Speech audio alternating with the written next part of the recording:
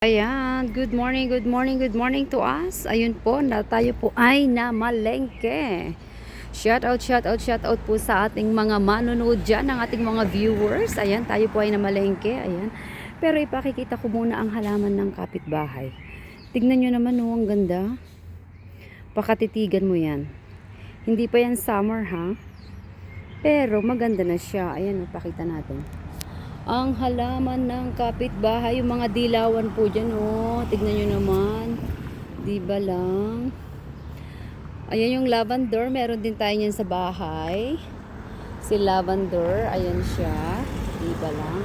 Ito po ang mga halaman ng kapitbahay po, ah. Ang halaman ng kapitbahay, hindi po natin halaman. Ang halaman ng bayan. Ito ang halaman ng bayan. Grabe ito, oh. Kailangan kong maghanap din ng ganitong pink. Kasi last year meron tayo niyan. Ngayon wala akong nakita doon. Naubusan yata ako. And look at that one. Yung mga mahihilig din sa white. Grabe. Ang ganda nila, oh. Oh, hindi na natin kailangang magsalita. Pakatitigan na lang ninyo ang mga halaman ng kapitbahay. Ayan siya. Oh, sunny day. Grabe. Sunny day. Ayan siya. At eto na naman tayo. Balik tayo sa halaman ng kapitbahay. Balik tayo sa halaman ng kapitbahay. Ang ganda niya. Grabe, ayan yung dilaw. Pink. Ayan siya, oh. Fuchsia pink. And then dark pink. May magkakahalo-halo yata. Di ba may ganyan tayo sa halaman sa bahay, oh. Ayan siya. Ang halaman ng kapitbahay, pakatitigan po ninyo. At ang ganda ng weather. Blue sky. Ayan ang school ni Among Maliit. Ayan siya. This is the Evangelist Church po yan. Evangelist Church po yan. Hindi po simbahan ng Katoliko. And it's the lavender. Grabe. Ang ganda ng lavender, oh. Lavender nga ba dyan? Mukhang mali naman yata ako sa kulay. Mukhang mali naman ako sa kulay, mga ka-universe. Bahala na kayo. Oh. Ito kasi lavender, di ba? Ang tawag dyan. So malamang lavender yung kulay niyan. Ano ba tawag dyan? Bahala na nga kayo.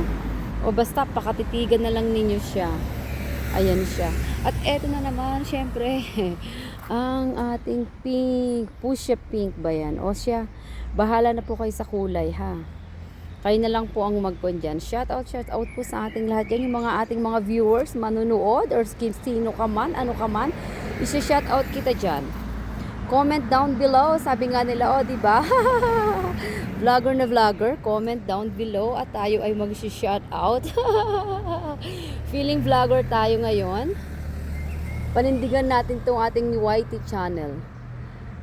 Diba? 2 years na po itong YT channel natin, pero alam mo yung wala kang tamad-tamarang ka, hindi mo alam paano ka magsisimula, yung parang nahihiya ka, or yung tipong ayaw mong magsalita pero kaya mo namang magsalita, basta ayan po ang simbahan ng Evangelist Church. Ang ganda niya, di ba?